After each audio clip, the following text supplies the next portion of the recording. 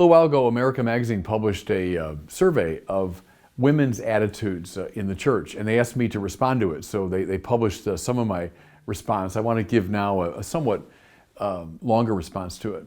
The first observation, and they made this when they sent me the original email. They said the survey shows that a lot of women are leaving the Catholic Church, and this bodes very ill for evangelization because women have played such an important role. And I emphatically agree with that. I think women are indispensable in the passing on of the faith. I always think here of that great image from Hans Urs von Balthasar. He said that Mary, the smile of Mary and the teaching of Mary, awakened the faith of Jesus. Now I'm talking about his human nature, awakened his sense of his mission and identity and vocation. And that's a symbol, I think, of the role that women have played up and down the Christian centuries at passing on the faith. So I agree with that very strongly. I would add, however, I'm just as chagrined at the number of men who are leaving the church because lots of studies have shown that, especially in regard to the faith of young men, the faith of fathers and grandfathers is extremely important. So this is a problem across the board, but yes, I agree. It's bad that women are leaving for evangelization. Second concern that came up in the polling is that women feel there's really too much of a stress on families and not enough on the divorced and remarried, on singles, on widows, et cetera, et cetera.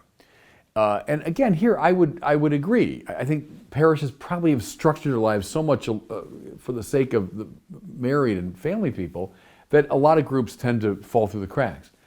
And here I would recommend the great Catholic Action models. I'm an advocate of Catholic Action, which fell into desuetude after Vatican II, I think, sadly. But the Catholic Action model was to take people of like mind and experience, so like gather all the medical people in your parish, gather all those involved in the legal profession, those involved in finance, those involved in raising kids or whatever, bring them together, and then see, judge, and act. So what do you see in your neck of the woods? Read it now in light of the gospel, and then determine how best to act. Good, I like that model. So yes, I think parishes ought to gather widows. It ought to gather single people, etc., and listen to their experience and let them read the gospel and make determinations about how to act. Good, parishes should do that, I agree. Here's a third thing from the survey that it's interesting, and I think I would quarrel with it a bit. Namely that only 18% of women agree that women are very involved in decision-making in the life of the church. And here's why I say I balk at that a bit. I get it, given the hierarchical nature of the church. The final call, in a parish or diocese typically rests with the priest or the bishop. I understand that. But I must say this based on now almost 32 years of experience as a priest and bishop in the church, and in two major archdioceses, Chicago and now LA, women, I think, are pretty massively involved in what should be termed decision making.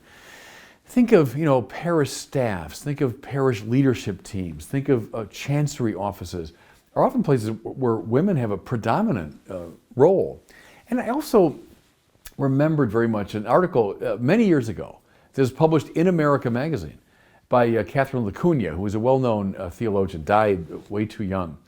But she wrote an article talking about the predominant role that women have in the actual life of parishes. And some of the stats include 80% of religious education instructors in parishes are women. 75% of those who lead or are involved in Bible study are women. 80% of those involved in prayer groups in parishes are women. 70% of those involved in parish renewal teams are women. And this is very congruent with my experience, again, in two major archdioceses. And my point here is that I think it's not really fair to say that women aren't involved in decision making. Because in my experience, the decision comes from a long process of conversation, of people sharing their insights and points of view. And I've been around, hundreds of these tables over the years, whether it's in parishes or at Mundelein Seminary or now in LA and so on.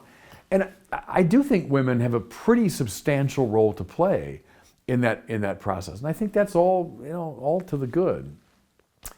Here's something else now that came up in the survey that the vast majority of women said the two most important things for Catholic identity, the two great markers of Catholic identity, are care for the poor and belief in the Eucharist.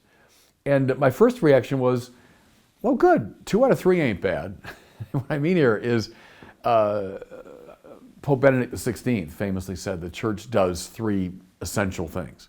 The church cares for the poor, the church worships God, and the church evangelizes.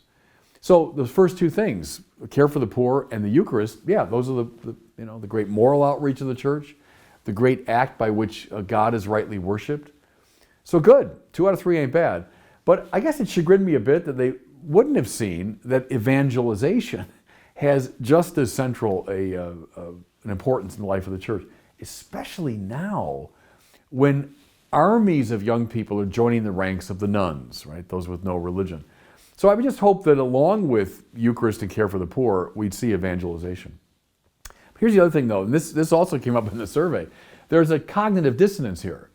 So if the vast majority of women say that the Eucharist is central, is one of the chief markers of being Catholic, well then how come so many women are staying away from the Mass? So there's the dissonance. So everyone thinks, yeah, the Eucharist is so important, but then the overwhelming majority, upwards of 75 to 80% of women are staying away from the Mass. So we got to work on that. Vatican II said the Mass is the source and summit of the Christian life. We're a long way from realizing that great ideal. Here's the last observation, and what actually I found most hopeful in this survey. Fully 90% of women in this survey said they have not experienced sexism in the Catholic Church. Now, 10% is way too much. 1% is too much. One instance of sexism is too much. Don't get me wrong. But that's not bad. Point to any other institution that would have numbers like that. Do you think if people interviewed those involved in Hollywood and entertainment, those involved in the business world, in education, you'd have a figure like 90% have not experienced sexism? So again, one instance of sexism is bad. Please don't misunderstand me. But I think that number shows that we've made some pretty good progress over the years in addressing this issue of bringing women, fully into the life of the church. So anyway, I'm grateful to America Magazine for asking me to respond, and I think there's a lot we can learn from this survey.